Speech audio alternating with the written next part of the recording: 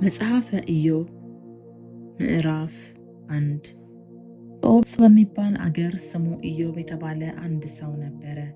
ያም ሰው ፍጹምና ቅን፣ እግዚአብሔርንም የሚፈራ ከክፋትም የራቀ ነበረ። 7 ወንዶች 3 ሴቶች ልጆች ተወልደውለት ነበር። ሀብቱም 7,000 በጎች፣ 3,000 ግመሎች፣ 500 ጥማድ በሬዎች፣ 500 እንስት አህዮች ነበረ። እጅግም ብዙ ባሪያዎች ነበሩት። ያም ሰው በምስራቅ ካሉ ሰዎች ሁሉ ይልቅ ታላቅ ነበረ። ወንዶች ልጆቹም ሄደው በየተራ በእያንዳንዳቸው ቤት ግብዣ ያደርጉ ነበረ። 3 እህቶቻቸውም ከእነሱ ጋር ይበሉና ይጠጡ ዘንድ እነሱን ልከው ይጠሯቸው ነበረ። የግብዣውም ቀኖች ባለፉ ጊዜ ኢዮብ ምናልባት ልጆቼ በድለው እግዚአብሔርንም በልባቸው ሰድበው ይሆናል ብሎ ይልክና ይቀድሳቸው ነበር። ኢዮብም ማልዶ ተነሳ፣ እንደ ቁጥራቸውም ሁሉ የሚቃጠል መስዋዕት አቀረበ። እንዲሁ ኢዮብ ሁል ጊዜ ያደርግ ነበር። ከዕለታት አንድ ቀን እንዲህ ሆነ፣ የአምላክ ልጆች በእግዚአብሔር ፊት ለመቆም መጡ። ሰይጣንም ደግሞ በመካከላቸው መጣ። እግዚአብሔርም ሰይጣንን ከወዴት መጣህ አለው። ሰይጣንም ምድርን ሁሉ ዞርኋት፣ በእርሷም ተመላለስኩ ብሎ ለእግዚአብሔር መለሰ። እግዚአብሔርም ሰይጣንን በውኑ ባሪያዬን ኢዮብን ተመለከትከውን? በምድር ላይ እንደሱ ፍጹምና ቅን እግዚአብሔርንም የሚፈራ ከክፋትም የራቀ ሰው የለም አለው። ሰይጣንም ለእግዚአብሔር እንዲህ ብሎ መለሰለት፣ በውኑ ኢዮብ እግዚአብሔርን የሚፈራ በከንቱ ነውን? እሱንና ቤቱን በዙሪያውም ያሉትን ሁሉ አልቀጠርክለትምን? የእጁን ሥራ ባርከህለታል፣ ከብቱም በምድር ላይ በዝቷል። ነገር ግን እጅህን ዘርግተህ ያለውን ሁሉ ዳብስ፣ በእውነት በፊትህ ይሰድብሃል። እግዚአብሔርም ሰይጣንን እነሆ ለእርሱ ያለውን ሁሉ በእጅህ ነው፣ ነገር ግን በእርሱ ላይ እጅህን አትዘርጋ አለው። ሰይጣንም ከእግዚአብሔር ፊት ወጣ። አንድ ቀንም እንዲህ ሆነ፣ የኢዮብ ወንዶችና ሴቶች ልጆች በታላቅ ወንድማቸው ቤት ይበሉና የወይን ጠጅ ይጠጡ ነበረ። መልእክተኛም ወደ ኢዮብ መጥቶ በሬዎች እርሻ ያርሱ፣ በአጠገባቸውም አህዮች ይሰማሩ ነበር። የሳባም ሰዎች አደጋ ጣሉ፣ ወሰዷቸውም፣ ብላቴኖቹንም በሰይፍ ስለት ገደሉ። እኔም እነግርህ ዘንድ ብቻዬን አመለጥኩ አለው። እርሱም ገና ሲናገር ሌላው መጥቶ የእግዚአብሔር እሳት ከሰማይ ወደቀች፣ በጎቹንም አቃጠለች፣ ጠባቂዎችንም በላች። እኔም እነግርህ ዘንድ ብቻዬን አመለጥኩ አለው። እርሱም ገና ሲናገር ሌላው መጥቶ ከለዳውያን በ3 ረድፍ ተከፍለው በግመሎች ላይ አደጋ ጣሉ፣ ወሰዷቸውም፣ ብላቴኖቹንም በሰይፍ ስለት ገደሉ። እኔም እነግርህ ዘንድ ብቻዬን አመለጥኩ አለው። እርሱም ገና ሲናገር ሌላ መጥቶ ወንዶችና ሴቶች ልጆች በታላቅ ወንድማቸው ቤት ይበሉና የወይን ጠጅ ይጠጡ ነበር። እነሆም አውሎ ነፋስ ከምድረ በዳ መጥቶ የቤቱን 4 ማዕዘን መታው፣ በብላቴኖቹም ላይ ወደቀ፣ ሞቱም። እኔም እነግርህ ዘንድ ብቻዬን አመለጥኩ አለው። ኢዮብም ተነሳ፣ መጎናጸፊያውንም ቀደደ፣ ራሱንም ተላጨ፣ በምድር ላይ ተደፍቶ ሰገደ፣ እንዲህም አለ፣ ራቁቴን ከእናቴ ማኅፀን ወጥቻለሁ፣ ራቁቴንም ወደዚያ መልሳለሁ። እግዚአብሔር ሰጠ፣ እግዚአብሔርም ነሳ፣ የእግዚአብሔር ስም የተባረከ ይሁን። በዚያም ሁሉ ኢዮብ አልበደለም፣ ለእግዚአብሔርም ስንፍናን አልሰጠም።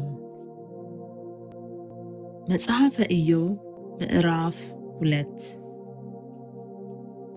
ከዕለታት አንድ ቀን እንዲህ ሆነ፣ የአምላክ ልጆች በእግዚአብሔር ፊት ለመቆም መጡ።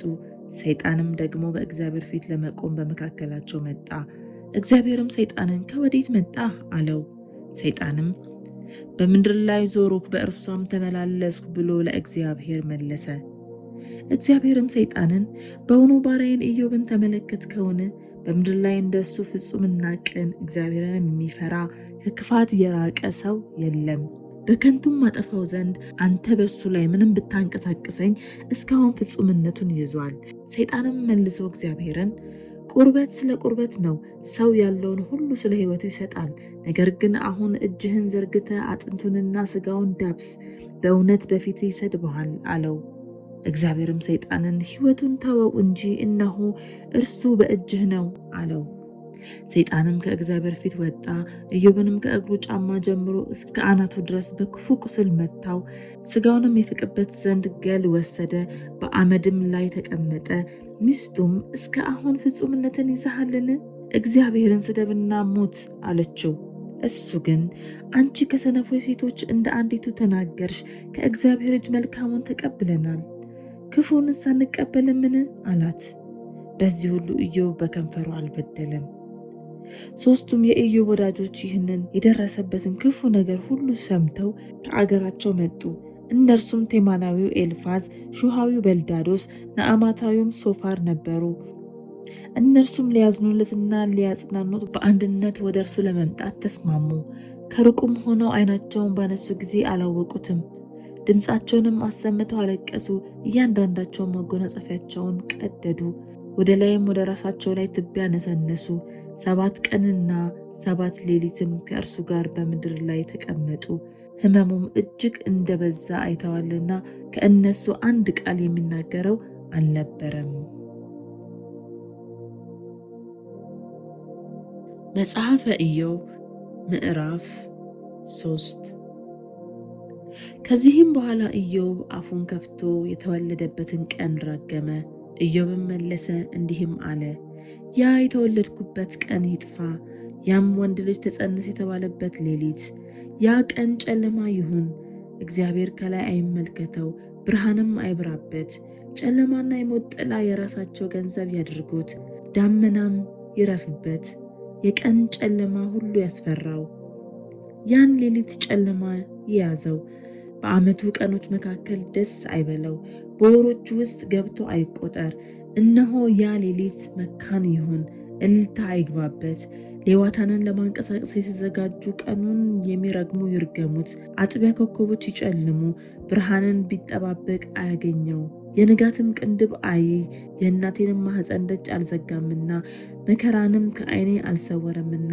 በማኅፀን ሳለሁ ስለምን አልሞትኩም? ከሆድስ በወጣው ጊዜ ፈጥኜ ስለምን አልጠፋሁም? ጉልበቶች ስለምን ተቀበሉኝ? ጡትስ ስለምን ጠባው? አሁን ተኝቼ ዝም ባልሁ ነበር፣ አንቀላፍቼ ባረፉ ነበር።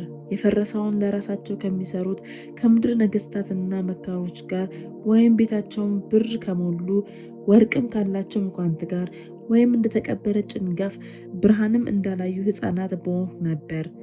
ክፉዎች በዚያ መናዳቸውን ይተዋሉ፣ በዚያም ደካሞች ያርፋሉ። በዚያ ግዘተኞች በአንድነት ተዘልለው ተቀምጠዋል፣ የአስጨናቂውንም ድምፅ አይሰሙም። ታናሽና ታላቅ በዚያ አሉ፣ ባሪያውም ከጌታው ነፃ ወጥቷል።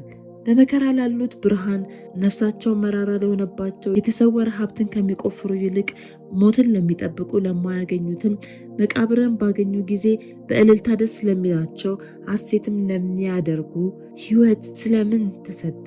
መንገዱ ለተሰወረበት ሰው እግዚአብሔር በአጥር ላጠረው ብርሃንን ስለምን ተሰጠ? ከእንጀራዬ በፊት ልቅሶዬ መጥቷልና ጩኸቴም እንደ ውሃ ፈሷልና።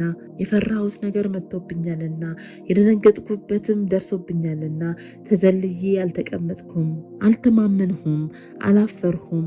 ነገር ግን መከራ መጣብኝ።